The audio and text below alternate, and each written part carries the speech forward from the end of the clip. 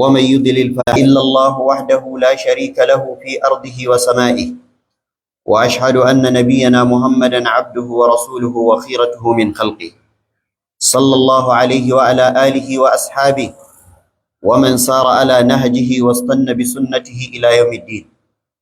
يا أيها الذين آمنوا اتقوا الله حق تقاته ولا تموتن إلا وأنتم مسلمون. يا أيها الناس اتقوا ربكم الذي خلقكم من نفس واحدة وخلق منها زوجها وبث منهما رجالا كثيرا ونساء، واتقوا الله الذي تساءلون به والأرحام إن الله كان عليكم رقيبا. يا أيها الذين آمنوا اتقوا الله وقولوا قولا سديدا يصلح لكم أعمالكم ويغفر لكم ذنوبكم، ومن يطع الله ورسوله فقد فاز فوزا عظيما. أما بعد، فإن أصدق الحديث كلام الله، وخير الهدي هدي نبينا محمد صلى الله عليه وآله وسلم، وشر الأمور محدثاتها، وكل محدثة بدعة، وكل بدعة ضلالة، وكل ضلالة في النار. وبعد، إن الله تعالى خلق عباده لحكمة عظيمة، ولا يفعل إلا بحكمة، إذ أنه عليم حكيم. والحكمة وضع الشيء في محله، وقد نص تعالى عن هذه الحكمة بقوله: وما خلقت الجن والإنس إلا ليعبدون ما أريد منهم من رزق وما أريد أن يطعمون إن الله هو الرزاق ذو القوة المتين. يقول ابن عباس رضي الله عنهما: حبر الأمة وترجمان القرآن، إلا ليعبدون أي إلا ليوحدون. فالتوحيد هو العبادة في الآية، به يقبل الله وبه يرفض، وهو إفراد الله سبحانه بما يختص به من الربوبية والألوهية والأسماء والصفات. وأقسامه ثلاثة: توحيد الربوبية، وهو إفراد الله تعالى بأفعاله كالخلق والملك والتدبير. وتوحيد الألوهية، ويقال له توحيد العبادة، وهو إفراد الله تعالى بالعبادة بأفعال خلقه كالصلاة والذبح والنذر. وتوحيد الأسماء والصفات، وهو إفراد الله تعالى بما له من الأسماء والصفات، وهو يتضمن شيئين: أولا الإثبات، ثانيا نفي المماثلة. يقول الله عز وجل: ليس كمثله شيء وهو السميع البصير. ويجمع ذلك كله آية واحدة، وهي قوله تعالى: رب السماوات والأرض لعبادته هل تعلم له سميا. وقد اتفق الناس أغلبهم في إثبات الربوبية لله عز وجل. يقول الله جل جلاله: ولئن سألتهم من خلق السماوات والأرض ليقولن الله قل أفرأيتم ما تدعون من. يقول الله جل جلاله منكرا وحاكيا: إنهم كانوا إذا قيل لهم لا إله إلا الله يستكبرون ويقولون أئنا لتاركوا آلهتنا لشاعر مجنون. وقال عز من قائل: كذلك أرسلناك في أمة قد خلت من قبلها لتتلو عليهم الذي أوحينا إليك وهم يكفرون بالرحمن قل هو ربي لا إله إلا هو عليه توكلت وإليه متاب. وسيأتي تفصيل ذلك إن شاء الله في الجمع القادمة. اللهم أرنا الحق حقا وارزقنا اتباعه، وأرنا الباطل باطلا وارزقنا اجتنابه. اللهم أعز الإسلام والمسلمين، وأذل الشرك والمشركين، ودمر أعداءك أعداءنا أعداء الدين، وانصر عبادك الموحدين، واهم هوزة الدين يا رب العالمين. اللهم اهدنا فيمن هديت، وعافنا فيمن عافيت، وتولنا فيمن توليت، وبارك لنا فيما أعطيت، وقنا واصرف عنا برحمتك شر ما قضيت، فإنك تقضي بالحق ولا يقضى عليك، إنه لا يعز من عاديت ولا يضل من واليت، تباركت ربنا وتعاليت. لا ملجأ ولا منجا منك إلا إليك، نستغفرك اللهم من كل ذنب وخطيئة ونتوب إليك. اللهم آمنا في أوطاننا وأصله أئمتنا وولاة أمورنا، واجعل ولايتنا في من خافك واتقاك واتبع رضاك يا رب العالمين.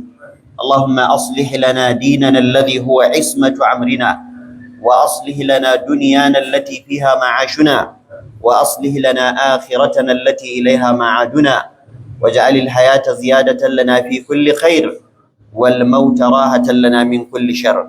اللهم اقسم لنا من خشيتك ما تحول به بيننا وبين معاصيك، ومن طاعتك ما تبلغنا به جنتك، ومن اليقين ما تهون به علينا مصائب الدنيا. ومتعنا اللهم بأسماعنا وأبصارنا وقواتنا أبدا ما أبقيتنا، واجعله الوارث منا، واجعل ثأرنا على من ظلمنا، وانصرنا على من عادانا، ولا تجعل مصيبتنا في ديننا، ولا تجعل الدنيا أكبر همنا ولا مبلغ علمنا، ولا إلى النار مصيرنا، واجعل الجنة هي دارنا وقرارنا برحمتك يا أرحم الراحمين. ربنا هب لنا من لدنك رحمة وهيئ لنا من أمرنا رشدا. ربنا هب لنا من أزواجنا وذرياتنا قرة أعين واجعلنا للمتقين إماما. ربنا آتنا ما وعدتنا على رسلك ولا تخزنا يوم القيامة إنك لا تخلف الميعاد. ربنا لا تزغ قلوبنا بعد إذ هديتنا وهب لنا من لدنك رحمة إنك أنت الوهاب. ربنا آتنا في الدنيا حسنة وفي الآخرة حسنة وقنا عذاب النار. ربنا تقبل منا إنك أنت السميع العليم، وتب علينا يا مولانا إنك أنت التواب الرحيم. عباد الله، إن الله يأمر بالعدل والإحسان وإيتاء ذي القربى، وينهى عن الفحشاء والمنكر والبغي، يعظكم لعلكم تذكرون. فاذكروا الله العظيم الجليل يذكركم، واشكروه على آلائه ونعمه يزدكم، ودعوه يستجب لكم، ولذكر الله أكبر، والله يعلم ما تصنعون.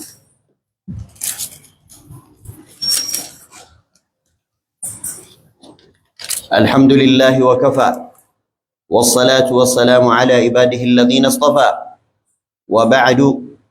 يقول الله عز وجل: إن الله لا يغفر أن يشرك به ويغفر ما دون ذلك لمن يشاء، ومن يشرك بالله فقد ضل ضلالا بعيدا، ومن يشرك بالله فقد افترى إثما عظيما. وقال صلى الله عليه وسلم: من مات وهو يشرك بالله شيئا دخل النار. وقال ابن مسعود راوي الحديث: وأنا أقول من مات وهو لا يشرك بالله شيئا دخل الجنة. أخرجه البخاري.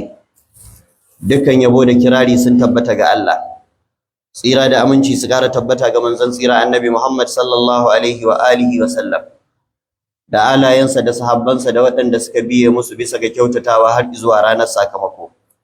Bayan haka ya ƴan uwa, hakika Allah mai girma da buwaya ya halicci bayinsa ne don wata gagarumar hikima. Daman kuma shi baya yin abu sai da hikima, domin yana daga cikin sunansa Hakimun Alimun. Inna rabbaka hakimun alim. Lallai Ubangiji mai hikima ne, lallai Ubangiji mai ilimi ne. Malamai suka ce abin da ake nufi da hikima shine aje komai a inda ya dace da shi.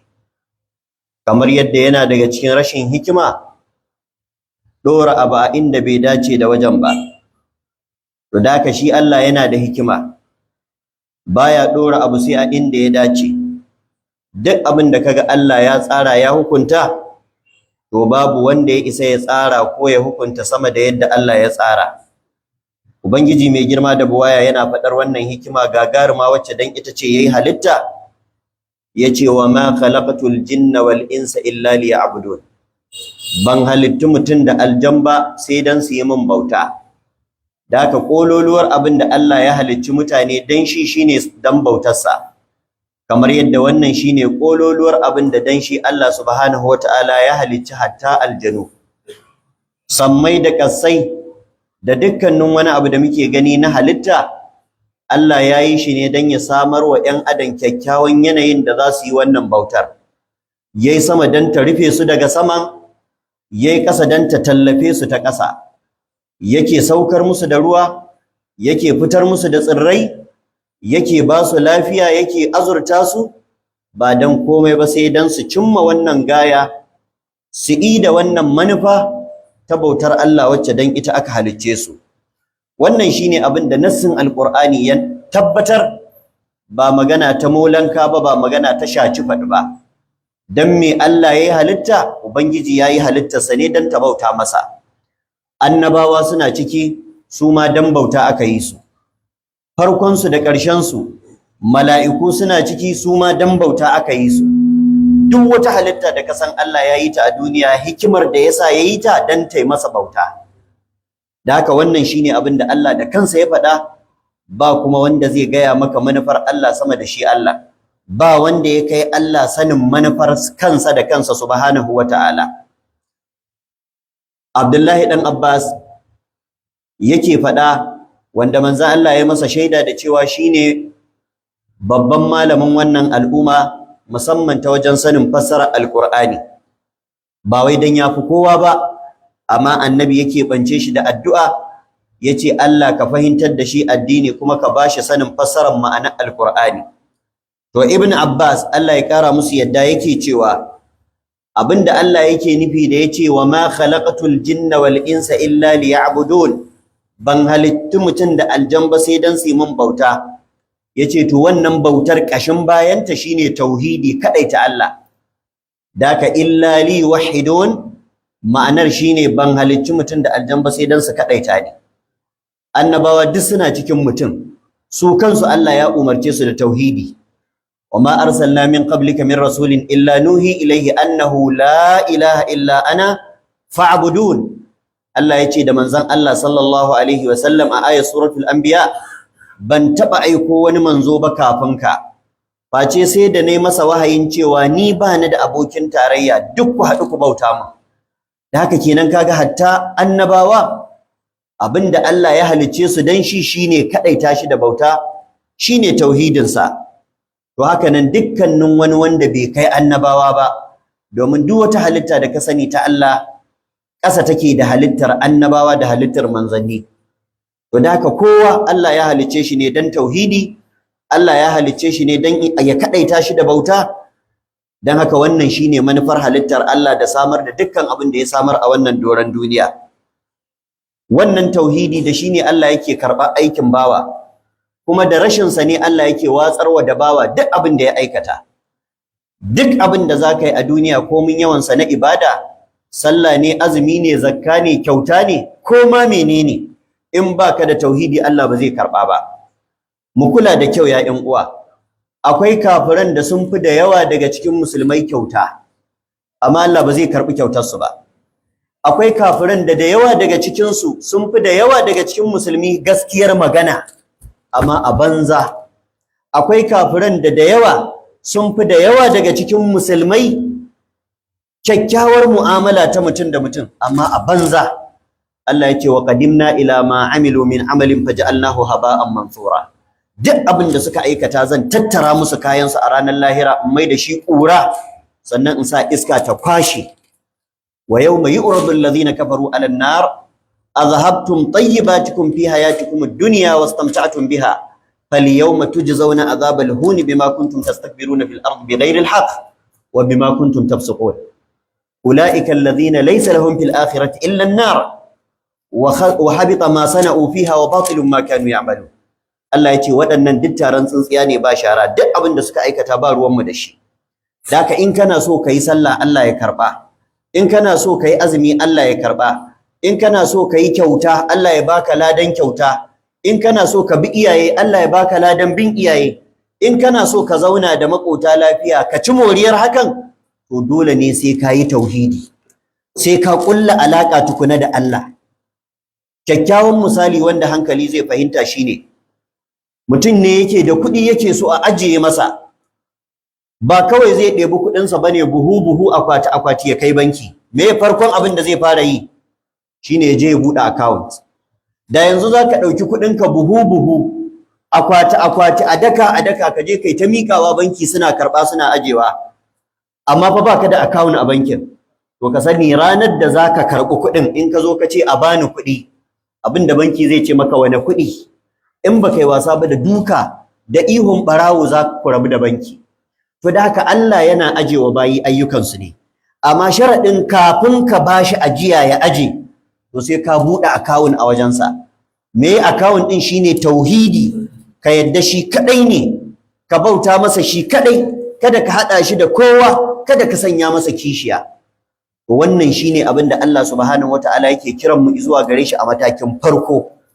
Zaka samu da yawa daga cikin mutane sun buɗe account amma ba su yi ajiya mai kyau da yawa ba, amma ko shakka babu dai in za a binciki banki, za a binciki su wake da account akwai su a ciki. Amma akwai da yawa daga cikin mutane da suke da kuɗi amma ba su da account a banki, da haka waɗannan banki bai san da su ba, banki ba zai aje musu komai ba, ranar karɓa ba za su ɗauki komai a banki ba. To haka nan idan mutum yana da kyakkyawar aƙida, ko da yana da gajiyawa da kasawa ta fuskar kyawawan ayyuka, to Allah maɗaukakin sarki ya san da zamansa yana cikin list ɗin masu bautar Allah, sai dai ya rage masa lalacin da ya wajen ayyukan alkhairi, sai ya samu lada ba mai yawa ba. Idan ku ya dage ya zage dantse bayan buɗe akawun da ya na tauhidi tsakaninsa da mahalicci, kuma ya yi aiki na ƙwarai, to sai ya ci gajiyar ayyukansa da ya yi da kuma kyakkyawar ajiyar da Allah maɗaukakin sarki ya masa sakamakon kyakkyawar aƙidarsa.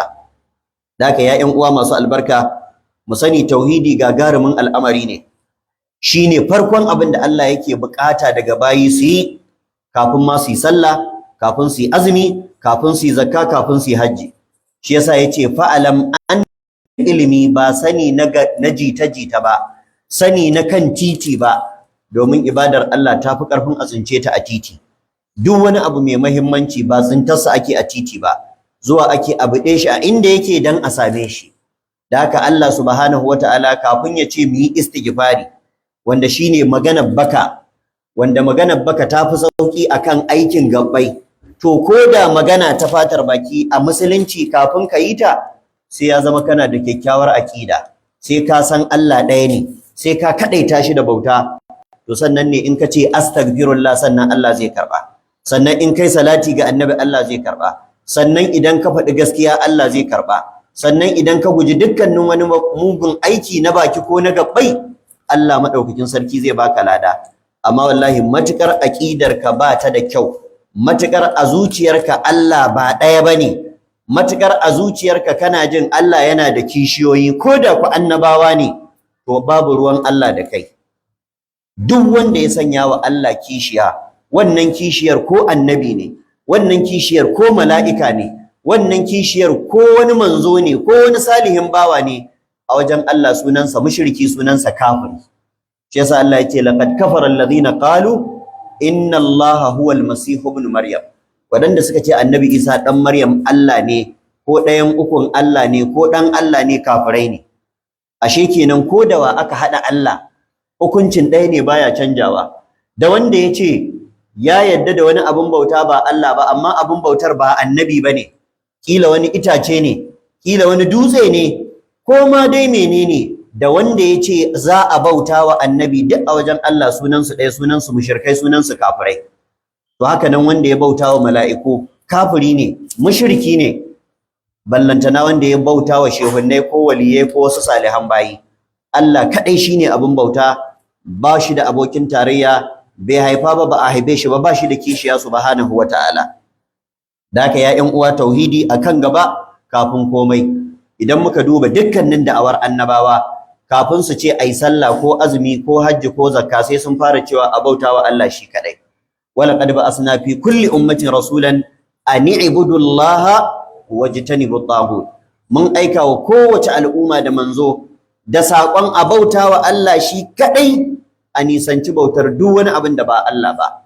Wannan a dunkule Allah ya faɗa, sannan ya rinka fashin bakin daki-daki a cikin kissoshin annabawa, cikin ayoyin suratul A'raf, cikin ayoyin suratul Shu'ara, da Allah ya rinka daukar annabawa yana buga misali da su.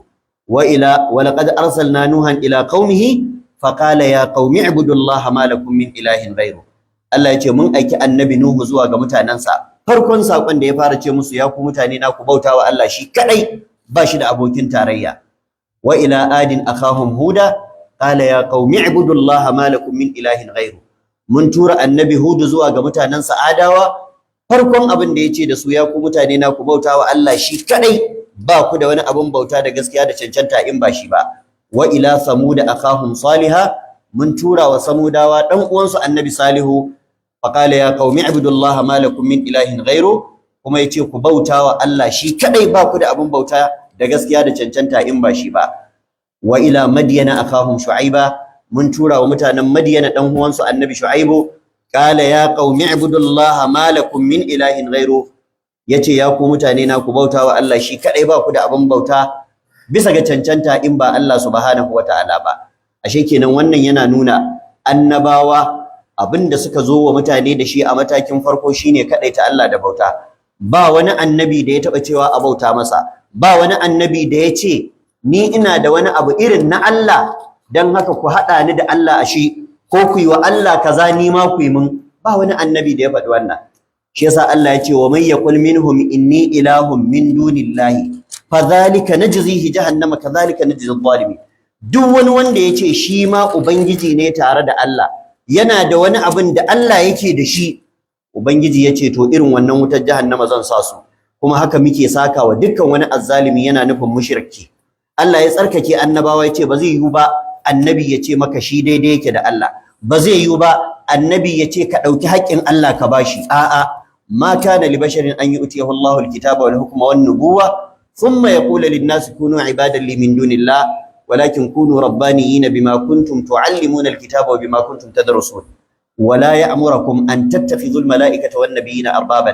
أيأمركم بالكفر بعد إذ أنتم مسلمون Allah yace ba zai yi ba ga annabin da muka yi masa baiwar annabta muka bashi hukunci sannan ya koma yana cewa mutane ku bauta mun ba Allah ba yace a annaba ba za su yi haka ba sai dai abinda annabawa suke cewa mutane ku zama na Allah ku bauta wa Allah ku kadaita Allah da bauta kar ku sanya masa kishiya ubangiji madaukakin sarki kuma yace wala ya'murukum annabawa ba sa umartaku an tattakhidul malaikata ku riki malaiku wan nabiyina da sauran annabawa arbaban a matsayin iyayen giji me ake nufi da ubangiji ba wai ka ce masa Allah ba a'a yana da nauyi ka ji wani ya kalli wani ya ce masa Allah na amma fa zaka iya masa abubuwan da kai da wanda yace masa Allah duk ɗaya ne duk mutumin da zaka rinka jin cewa shike da ikon azurta ka shike da ikon talauta ka shike da ikon dauke maka cuta shi zai biya maka bukata shi zai warkar da kai in baka da lafiya ba Allah ba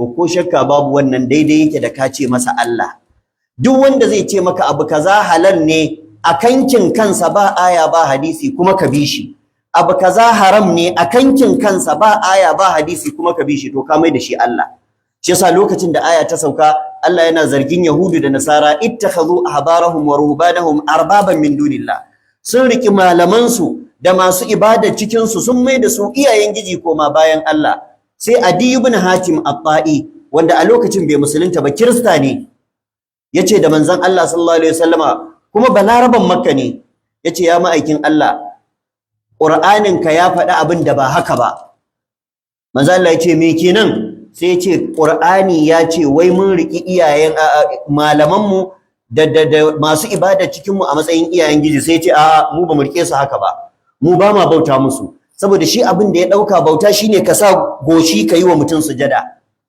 wanda bauta ma'anarta ta buce wannan to sai manzo Allah ya masa gwari yadda zai fahimta sai yace shin malaman ku ba sa haramta muku halal ku bi su koma bayan na Allah yace wannan kam yana faruwa ba sa halatta muku haram ku bi su koma bayan na Allah yace wannan kam yana faruwa sai manzo Allah yace fatilkumul ibada wannan ita ce bautar duk mutumin da zai zo ya shaci fadi yace maka kaza halal ne ko kaza haram ne babu aya ba hadisi kuma ka yadda to ka mai da shi Allah shi yasa Allah yace wala taqulu lima tasifu alsinatukumul kadhiba hadha halalun wa hadha haramun litabtaru ala Allahi al-kadhib innal ladhina yaftaruna ala Allahi al-kadhiba la yuflihun kada ku yadda ku yi sabidda baka ku yi ƙarya ku ce abu kaza haram ne ko abu kaza halal ne ba tare da hujja da madogara ta Qur'ani ko ta hadisin manzo Allah ingantacce ba idan kuka yi haka to ku sani kun wa Allah ƙarya.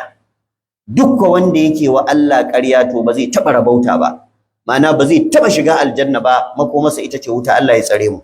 Da haka ya ƴan uwa mu sani, malamai suna da girma, suna da daraja, annabawa sun ɗare su girma, manzanni sun ɗare su girma, amma duk cikinsu babu abin bauta, duk cikinsu bayan Allah ne, su ma an halicce su ne don su yi bauta. Da ɗalibi da malami, da muridi da shehi, dukkaninsu bayan Allah ne.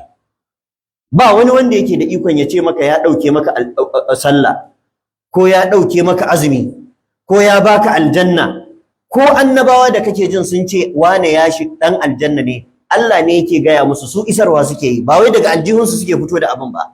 Manzo Allah ya ce inna ma ana alqasim wallahu huwal mu'ti, ni raba muku nake yi, amma fa kyautar daga Allah ce.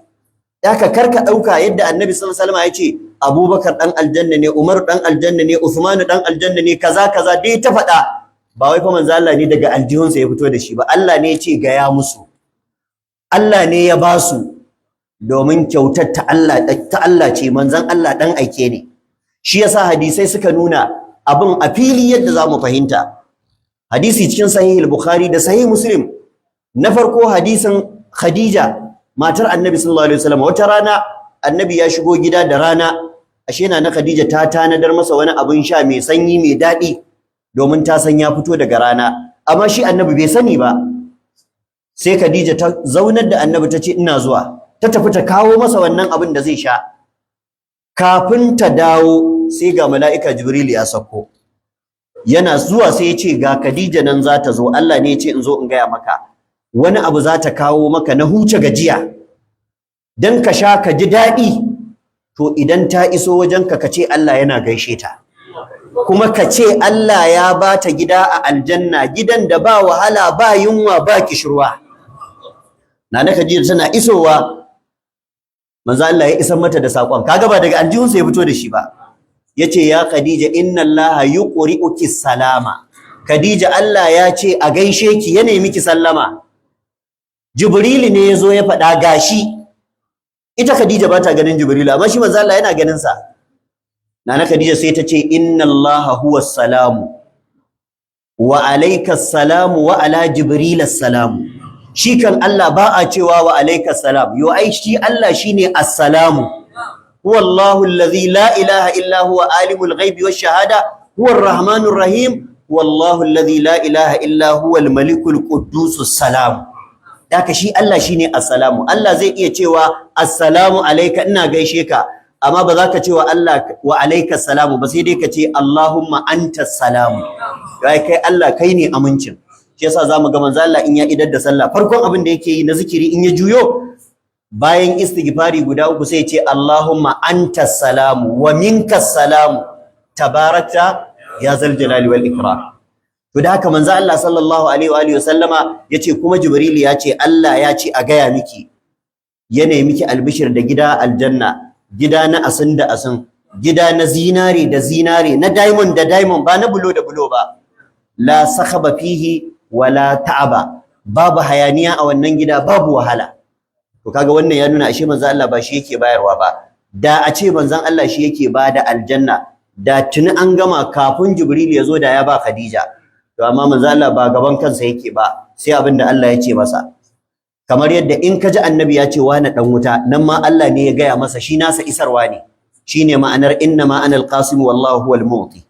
To amma a yau zaka samu da yawa daga cikin shehunnai suna dauke sallah kuma ana bin su, suna dauke azumi kuma ana bin su, kuma suna bada aljanna, kuma abin mamaki mabiyan su da sunan musulunci kuma sun yarda wai suna da ikon yin wannan. Ma'ana yanzu suna da ikon da hatta annabi bai da shi. Manzo Allah bai taba dauke wani sallah ba, amma yau akwai shehunan da suke dauke sallah. Manzo Allah har yana cutar ajali, yana yunkura ya miƙe a lokacin sallah yayi, zai fita masallaci, sai jinya ta fi ƙarfinsa ya koma ya zauna. Idan ya huta sai ya ce a kawo min ruwa in yi alwala zan fita sallah, har yana ciwon ajali yana as-salata as-salata wa ma malakat aymanukum. Amma mun san shehunnan ɗarika a yau suna faɗa suna nanatawa akwai matsayin da kake kaiwa ka daina sallah. Manzo Allah bai taɓa kaiwa wannan matsayin ba, domin ba a taɓa rawaitowa ko a hadisin ƙarya ga wata rana da annabi bai sallah ba. Ubangiji ta yi da shi wa abudu rabbaka hatta ya'tiyakal yaqin, kai ta bautar ubangijinka har yaqini ya zo maka. Yaqini shine mutuwa. Da fassarar alqur'ani ubangiji yace ma salakakum fi saqar, mala'iku za su tambayi ɗan wuta, ku me kuka yi aka kawo ku cikin wutar saqara? Qalu lam naku minal musalli, matsalan mu bamu kasance cikin masu sallah ba. Wa kunna nakhudu ma'al kha'idin, mun kasance muna wasa tare da masu wasa a rayuwar duniya, ma'ana bamu dauki addini da muhimmanci ba. Wa kunna nukazzibu bi yawmiddin, mun kasance muna musun ranar sakamako, ita ce ranar alkiyama, bamu dauka gaske bace ba. Hatta atana al-yaqin, har yaqini yazo mana shine mutuwa. To da haka ubangiji yace da annabinsa da dukkan sauran al'umma, wa abu da rabbaka hatta ya'tiyaka al-yaqin, ka ci gaba da bautar ubangijinka har yaqini yazo maka, ma'ana har ka mutu. To amma yaqini a wajen da yawa daga cikin sufaye shine kai wani abu da suke kira da tarbiya ko wani wurdi irin nasu, ma anzalallahu bihi min sultan, wai daga nan ka biya Allah, yanzu kai kake neman ciko. Wal iyazu billah. Da haka ya ƴan uwa masu albarka, lallai tauhidi shine kashin baya, lallai tauhidi shine igiyar da take kulla alaka tsakanin bawa da ubangijinsa subhanahu wataala. Ya ƴan uwa, idan aka ce tauhidi shine kadaita Allah da dukkan abin da yake nasa, kama daga ayyukansa da ayyukan bayinsa da kuma sunayensa da sifofinsa. Tauhidi iri uku ne. Akwai tauhidin rububiyya. Idan aka ce tauhidin rububiyya, ma'ana kadaita Allah a cikin sunansa na ar-rabbu. Idan aka ce rabbu, ana nufin mahalicci, makagi, mai gudanarwa. Ba wanda ya halitta a duniya sai Allah. Duk wani abu da ka gani, ko mun girman sa ko mun kankanta sa, halitta Allah ce. Duk kankantar abu Allah ne ya yi shi, duk girman abu Allah ne ya yi shi subhanahu wataala. Ba wanda ya taya shi, ba wanda ya taimake shi, ba wanda yake da wani kaso na halitta ko mun kankantarta cikin bayi in ba Allah ba. Annabawa ba su halicci komai ba, mala'iku ba su halicci komai ba, aljanu ba su halicci komai ba, mutane ba su halicci komai ba, dukkan su halitta su akai. Ubangiji madaukakin sarki ce wa khalaqa kulla shay'in wa huwa bi kulli shay'in alim. Duk komai Allah ne ya halicce shi. In kullu man fis samawati wal ardi illa atir rahmani abdan wa khalaqa kulla shay'in wa qaddarahu taqdiran. Daka dukkanin wani abu da ka sani da wanda baka sani ba, bawan Allah ne, halittar Allah ne, ba wanda ya halitta in ba Allah ba. To wannan shine abin da ake nufi da tauhidin rububiyya. Kadaita Allah cikin rububiyyarsa, halittarsa, mallakarsa, gudanarwarsa. Kuma duk wata halitta da ka sani a duniya kayan Allah ce. Duk wata halitta da ka sani a duniya Allah ke gudanar da ita. Shi yake busa mata numfashi a lokacin da take zuka, shi yake da ikon sa yake fitar da shi a lokacin da take fitar da numfashi. Ubangiji shi yake wannan. Ba wani annabi ko mala'iki ko aljani ko shehi ko waliyi ko salihi daga cikin salihan bayi da ake cewa yana da iko na ya baka ko ya hana ka, ko shi ya halicce ka, ko bukatar ka bata biya sai ta biyo ta hannunsa. Duk wanda ya gaya maka wannan ƙarya yake maka. Domin a hankalce duk wani shehi da yau ake cewa shi yake biyan bukatar bayi, yana da tarihin ranar da aka haife shi, yana da uwa yana da uba. Abin tambaya, bukatar babansa wa yake biya? Tunda babansa ya taɓa zama a lokacin da bai haife shi ba, to a lokacin wa yake biya wa babansa bukata? An yi wani zamanin da babu shi a tarihi kwata-kwata. Hal ata alal insani hinun min ad-dahr lam yakun shay'an mazkura. Allah ya ce dan adam an yi wani zamani da a duniya bai isa ya san ina yake ba. Yanzu dukkanin mu nan da zamu yi waiwaye shekara 100 baya, ba wanda isa ya tuno ina yake. To kuma a wannan shekara 100 ko shekaru ɗaruruwan da suka wuce a baya, akwai halitta Allah a duniya. Kuma ana biyan bukatarsu. Ana raya su, ana azurta su, ana ba su arziki, ana ba su lafiya, ana warkar da su daga cututtuka, ana ba su mulki, ana ɗaukakawa, ana kaskantarwa. Duk wa yake wannan? Allah. To amma yau sai a haifi wani shehi sai a ce wai duk shi yake kula da duniya. Shine kudubi, ko shine gausi, ko shine kaza, ko shine kaza. Duk wata addu'a ba a biya sai ta biyo ta hannunsa. Abin tambaya, yau babu shi a duniya, yau addu'a ba ta biya? To ta hannunsa take bi? Ina yake? In yana biyan bukatun bayi, me yasa ya bari ya mutu? In yana biyan bukatun bayi, me yasa iyayensa suka mutu?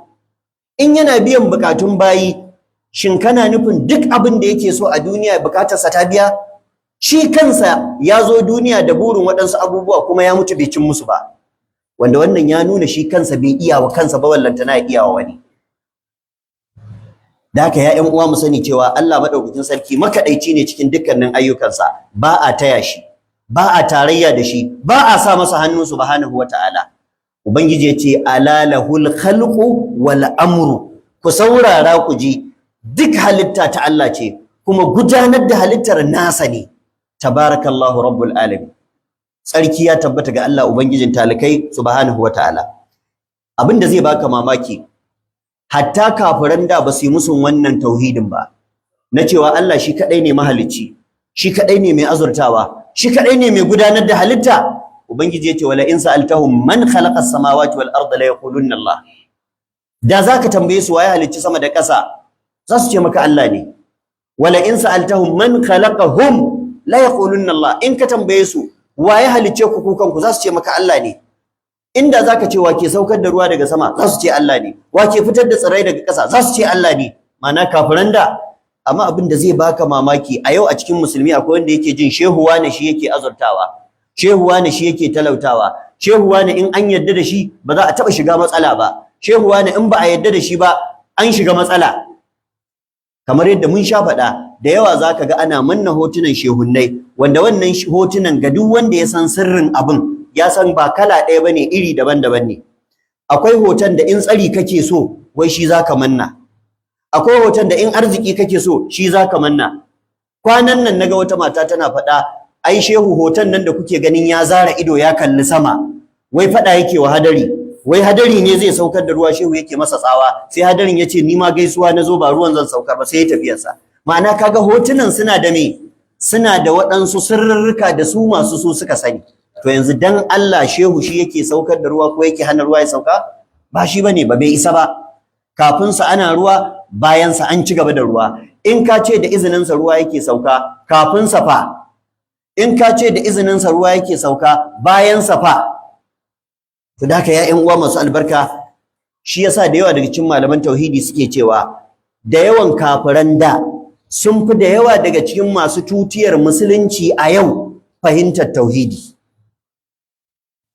Kafiran da ko kun san me yasa Annabi sallallahu alaihi wasallama ya ta ja'in ja da su suka ki fadar kalmar la ilaha illallah kadai?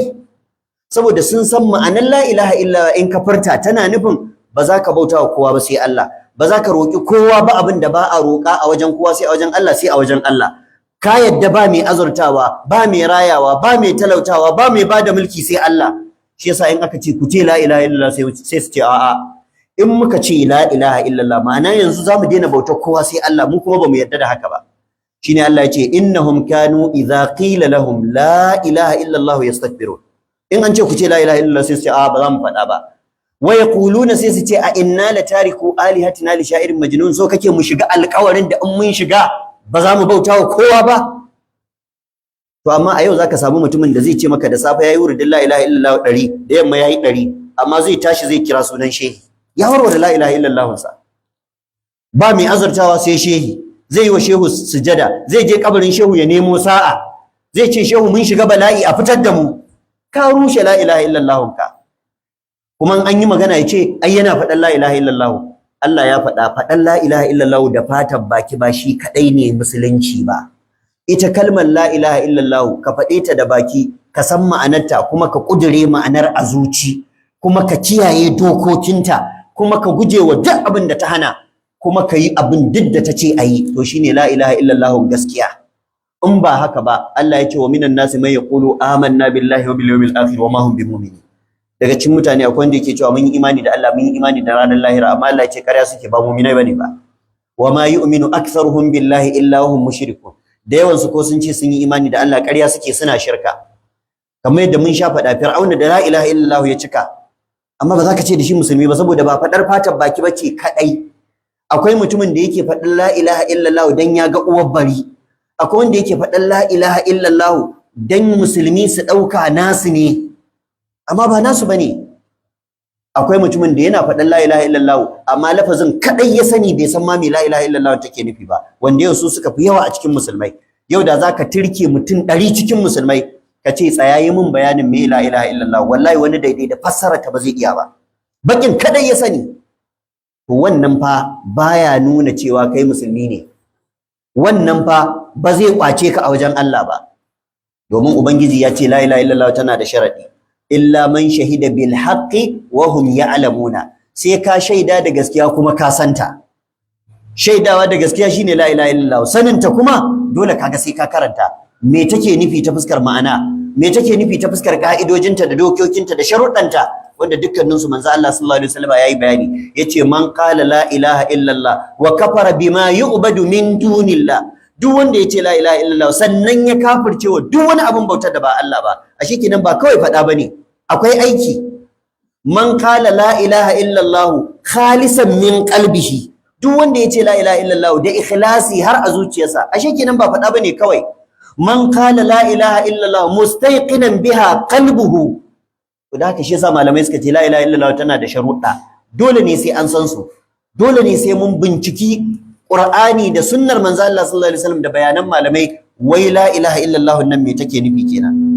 To wannan shine tauhidi na farko, tauhidin rububiyya, wanda a da kafiran da basu saba da musulmi ba akan su, amma fa duk da sun yadda da su basu zama musulmai ba. Yanzu dan ka ce na yadda Allah shine mahalicci, na yadda Allah shike saukar da ruwa daga sama, na yadda Allah shike kashewa shike raya, ba fa musulmi bane ba kai, domin arna ma sun yadda da wannan. wala in sa'altahum man khalaqa as-samawati wal arda la yaqulunna Allah, da zaka tambaye su waye halicci sama da ƙasa za su ce maka Allah ne, amma hadda haka ba su zama musulmai ba. Ashe kenan kadai ba yadda da rububiyya ke mai da mutum musulmi ba, ba yadda da kadaicin Allah cikin ayyukansa ke mai da kai musulmi ba, akwai sauran rina aka ba. Mataki na biyu shine tauhidul uluhiyya, sai kuma ka zo ka kadaita Allah a cikin naka ayyuka.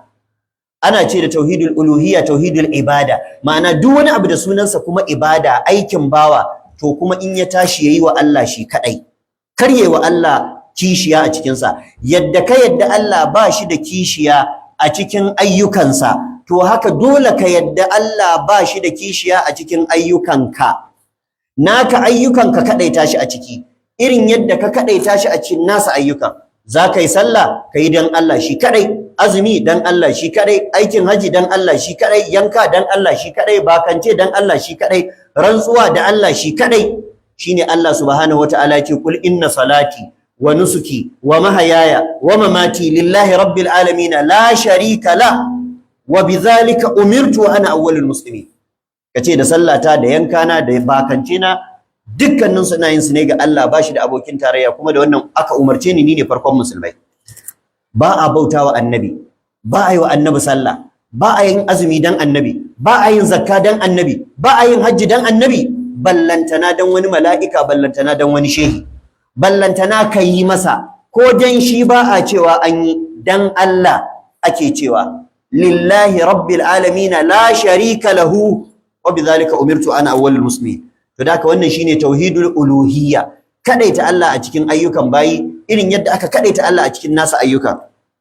To anan ne zaka samu mafi yawancin musulmi suke rigima, mafi yawancin tsakanin musulmi da kafirai ake rigima.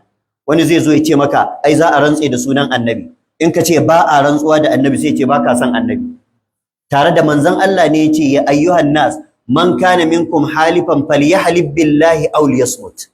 Manzon Allah ya ce ya ku mutane, duk wanda zai yi rantsuwa a cikin ku ya rantse da Allah ko ya shiru, ba a rantsuwa da annabi. Wani zai zo ya ce maka zai yanka dan annabi, ba a yanka dan annabi, ana yin yanka ne dan wa? Dan Allah. Fa salli li rabbika wanhar, kai sallah dan ubangijinka kuma kai yanka dan shi. Kuma cewa ba a rantsuwa da annabi, ba a yanka dan annabi, bai rage wa annabi komai cikin darajar da Allah ya bashi ba. A'a, shi annabin ne ya ce haka za a yi. Wannan shine yadda lissafin yake kiliyali. Allah shine Allah, duk abin da yake nasa ne, bashi da abokin tarayya. Ana kadaita Allah cikin dukkan haƙoƙinsa, kamar yadda shi kuma manzo Allah yana da nasa haƙoƙin, shi ma in an zo dole a kadaita shi a nasa. Shine tauhidul ittiba. Ana kadaita Allah a cikin tauhidin rububiyya, tauhidin uluhiyya, tauhidul asma'i wa sifat, kamar yadda ake kadaita manzon Allah a cikin tauhidul ittiba. In biyayya ce to ba a yi wa kowa irin ta manzon Allah sallallahu alaihi wasallam. Shi yasa Allah ya ce kul in kuntum tuhibbuna Allah fattabi'uni, kuma Allah ya ce wa in tuti'uhu tahtadu. Ma'ana komai a musulunci daki daki yake filla filla. Allah da matsayinsa, ba a hada shi da kowa, manzon Allah da matsayinsa ba a hada shi da kowa, sannan kowane bawa kuma da matsayin da Allah ya aje shi. Wa ma minna illa lahu maqamun ma'lum. To amma a yau idan ba za ka bi sunna ba, to rikicewa lissafi zai maka. Yanzu ku kalli mawaka da suke waka da sunan bege. Idan wani mawaki yana waka, wallahi in baka ji sunan waye faɗa a farko ba sai ka ɗauka da Allah yake. Amma sai ya gama a ƙarshen waka sai ka ji ashe da shehi yake. In yana magana akan manzon Allah, in baka ji sunan annabi ba da farko, sai kaga duk sifofin Allah ya ɗauka ya bashi. Amma a ƙarshe sai kaga ashe da annabi yake. Haka in yazo yana magana akan Allah, sai ka ɗauka da wani shehinsa yake. Sai ya gama sai ka ji ashe da shehi yake. Duk sun cakuɗa lissafi. Har ma wani yake cewa wai ai tauhidi shine ka hada Allah da annabi. Ana hada Allah da annabi a kalmar shahada la ilaha illallah muhammadur rasulullah, amma hakan ba yana nufin wai Allah daidai yake da annabi ba. Haihat. Jiya nan nake jin wani shehin dariƙar Tijjaniya yake faɗa wai ya gano a Qur'ani waje uku Allah ya kira annabi da Allah. Inna lillahi wa inna ilaihi raji'un. Tare da Allah yana cewa Allahu la ilaha illa huwa. Allah fa babu abun bauta da gaskiya da cancanta sai shi kadai. Wa huwa allazi fis samai ilahun wa fil ardi ilah law kana fihi ma alihatun illa Allah la fasadata.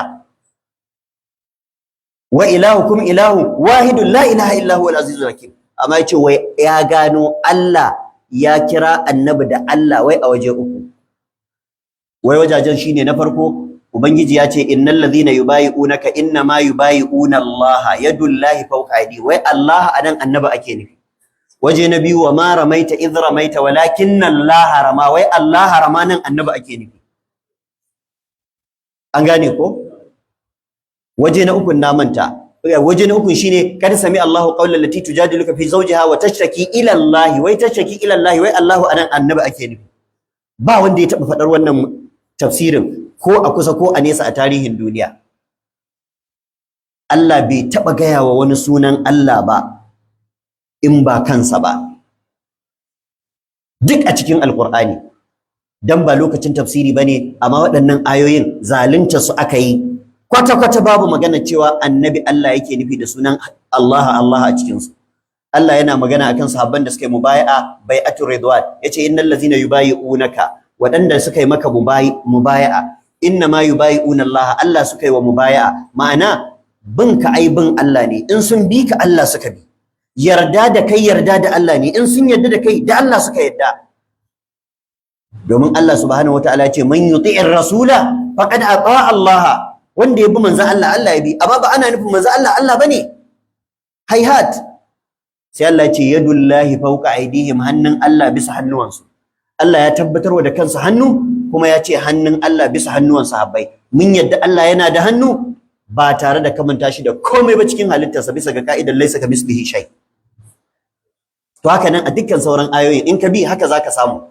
Allah yana magana da annabi, amma dan ya sa wa sahabbai karfin gwiwa sai yake nuna musu idan kuka yi wa annabi ni kuka yi wa. Kamar yadda Allah yake cewa ne wa zai bani rance ni kuma in biya. Rancen yana nufin kai sadaka kai kyauta. Ka ba wa ɗan uwanka sadaka, sai Allah ya ce ba shi ni ka ba rance zan baka. Man zallazi yuqridu Allah qardan hasana. To amma ana nufin in ka ba ɗan uwanka kyauta Allah ka ba? A'a, ana nufin Allah ka bi. Shi yace ka bashi. In ka taimaki wanda yake bukata, Allah ka taimaka, shi yace a taimaka masa, shi zai biya ka. Ba ana nufin ya zama Allah ba. Da wannan fa suke mai da tunanin yara su koma suna allantar da junansu. Shehuwa na Allah ne, a zo ana masa tasbihi, ana kiran sunansa, ana masa salati, irin yadda ake wa Allah tasbihi. Kaji mutum yana cewa subhanaka Abdul Qadiri ko subhani ma a azama sha'ani. Wai shi ma yana wa kansa da kansa tasbihi. An samu wani shehi fa a Kano, wai dan ya kare wannan shegantakar, yace to ba kwa ganin in an je Makka duk kewaye Ka'aba ake, kowa yana kallon kowa, ana wa juna sujada. Ai in an je can hadewa ake yi, kowa ya zama daya. Wannan kafircin yana nan a cikin al'ummarmu, kuma wasu suna kallonsa da sunan addini, har ma suna kallonsa da sunan kaunar annabi sallallahu alaihi wa sallam. Ubangiji subhanahu wataala yakan ara sunayensa ga wasu daga cikin bayi, lafazin banda ma'anar. Kuma ko a cikin irin wannan Allah bai taba ara sunan Allahu ba, domin sunan Allahu shine bakandaman sunan Allah. malamai suka ce duk wani suna da Allah zai jero a Qur'ani nasa zaka ga ya bude shi da Allahu, saboda Allahu shine tushe, shine ginshiki. Allahu la ilaha illa huwa, sai ce al-hayyu al-qayyum la ta'khudhuhu sinatun wala nawm, kaga da Allahu ya fara a ayatul kursiyu. Sai ce alif lam mim, Allahu la ilaha illa huwa al-hayyul qayyum nazzala alayka al-kitaba bil haqqi haqqi zuwa karshe a Ali Imrana. To haka ne yace huwa Allahu allazi la ilaha illa huwa, kaga da Allahu ya fara. Sai ce alimul ghaibi wash shahadati huwa ar-rahmanur rahim, sai ya sake cewa huwa Allahu allazi la ilaha illa huwa, sannan yace al-maliku al-quddusu as-salamu al-mu'minu al-muhaiminu al-azizu al-jabbaru al-mutakabbir subhanallahi amma yushrikun, sannan ya sake cewa huwa Allahu allazi la ilaha illa huwa al-khaliqu al-bari'u al-musawwiru lahu al-asma'ul husna. Daka sunan Allahu shine jigon sunayen Allah, shine asalin sunayen Allah. Sauran rassansa ne, to sauran Allah yakan ara lafazin su ga wani banda ma'anar. Allah yakan ce kai ne madaukaki, ba yana nufin daukaka ka irin tasa bace. Ma'ana yakan yi amfani da kalmar a'ala, wanda a'ala suna ne daga cikin sunayen Allah. Sabbihi isma rabbikal a'ala. Allah ya ce da Annabi Musa qulna la takhaf innaka antal a'ala. Kalmar a'ala Allah ya arawa Annabi Musa, amma ba ana nufin daukakar Allah irin daukakan Musa ba, daukakan Musa irin daukakar Allah. A'a, laysa kamislihi shay. Allah ba wanda ya kama da shi. Da haka malamai suka ce Allah yana iya ara lafazi amma ma'anar baya taba bada aranta, ba za ma ta hau ba. Kamar kalmar as-sami'u al-basiru, mai ji mai gani, duk wani halitta da Allah ya waji ya gani aro ya bata. Allah ya ce hal ata alal insani hinun min ad-dahr lam yakun shay'an madhkura inna khalaqna al-insana min nutfatin amshajin nabtalihi faj'alnahu sami'an basira. Dan adam Allah ya ce na sanya shi sami'u basiru, amma ana nufin jin dan adam irin na Allah ne, ganin dan adam irin na Allah ne. Laysa kamislihi shay'un wa huwa as-sami'ul basir. Allah ba wanda ya kama da shi, tare da cewa shi as-sami'u ne, shi al-basiru ne. Sami'u irin nasa, basiru irin nasa subhanahu wataala. Haka ya ɗan uwa, manzo Allah ya faɗa a ƙarshen zamani za a samu masu kira a ƙofofin wutar jahannama, duk wanda ya bi su za su jefa shi a ciki. Su ne waɗanda suke kiran mutane da sunan gyaran zuciya, da sunan addinin musulunci, amma wallahi shirkar da suke ko kafiran farko ba su irin ta ba. Mutum ya ce shehu wane shine Allah, shehu wane karɓeɓeniyar aiki suke da Allah, shehu wane ma uban Allah. A tarihin duniya ba a taba samun kafirin da ya ce shine uban Allah ba. An samu kafiran da suka ce Allah yana da ƴaƴa, amma a ce wasu kafirai su ce Allah yana da uba ba a taba ba. Amma a yau a cikin mu akwai masu cewa Shehu Barhama uban Allah ne. Shi yasa manzo Allah ya ce sai kun yi kafirci irin na al'ummar da ta gabace ku, sai ma kun wuce su, sai kun yi abin da su ba su yi ba.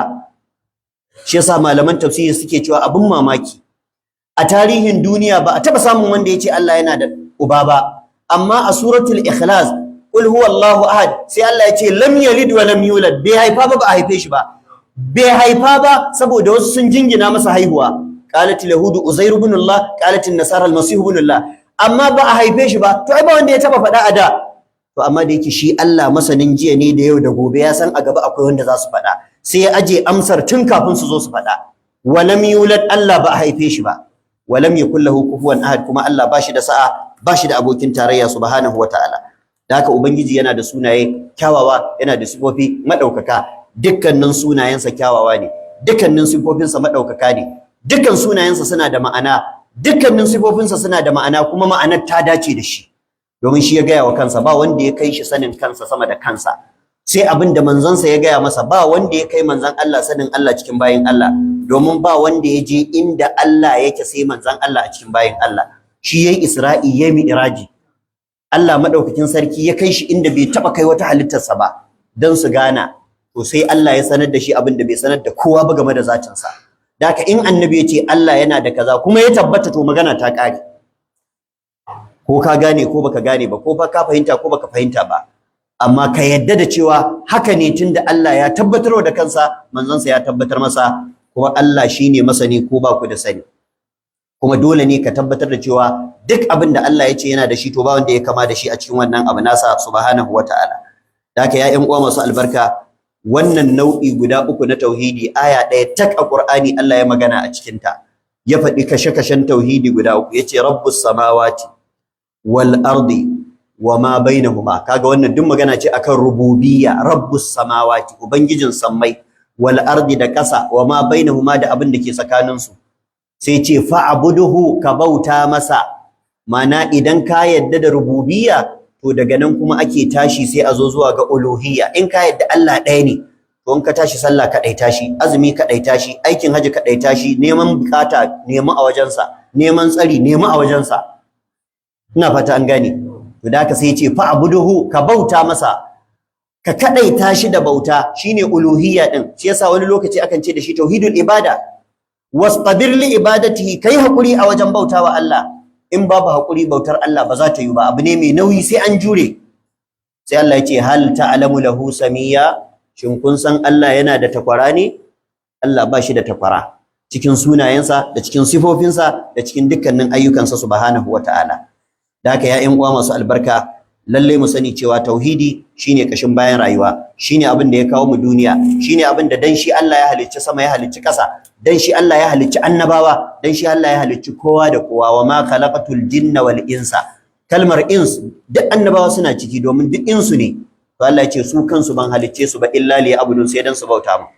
Amma yau zaka ji wani yana cewa an halicci duniya dan annabi, shi yana tsammanin sai ya faɗi wannan zai girmama annabi. Jahilci ne wannan. Inda za ka ritsa shi ka ce kawo min aya ko hadisin ƙarya wanda ya ce an halicci duniya dan annabi, babu. Amma aya ƙarar cikin suratul zariyat Allah ya faɗi manufarsa da hikimarsa da dalilin da yasa ya halicci halitta duka, ya ce don su yi mun bauta na yi. Kuma wannan bautar haƙƙi ne na Allah shi kaɗai, ba a haɗa shi da kowa a ciki subhanahu wa ta'ala. Yayan uwa masu albarka, wannan zance yana da tsawo, amma insha Allah a cikin sauran lokuta in muka samu dama gaba za mu ci gaba da nanata shi. Wajibi ne mutum ya san menene sanadiyar zuwansa duniya, me yazo duniya dan yayi. Wajibi ne mutum ya san wannan abin da nazo duniya dan shi, aka yi ni dan shi, shin ina yin sa ko bana yi. Duk abin da zaka yi a duniya, in baka yi abin da dan shi aka yi ka ba, aikin banza ka zo yi a duniya. Ko me ka samu a duniya, wallahi ranar da ka fita daga cikin ta baka fita da shaidar kai mai bautar Allah bane, kuma Allah ya karba, wallahi kai asara. Amma in zaka rasa komai a duniyan nan, amma ka fita duniyan nan Allah ya nemi maka shaidar ka bauta masa kuma ya karba, to kai riba. Allah madaukakin sarki ka sa mu riba a wannan rayuwa. Allah ka nesanta mu daga dukkanin wata fitina ta rayuwa.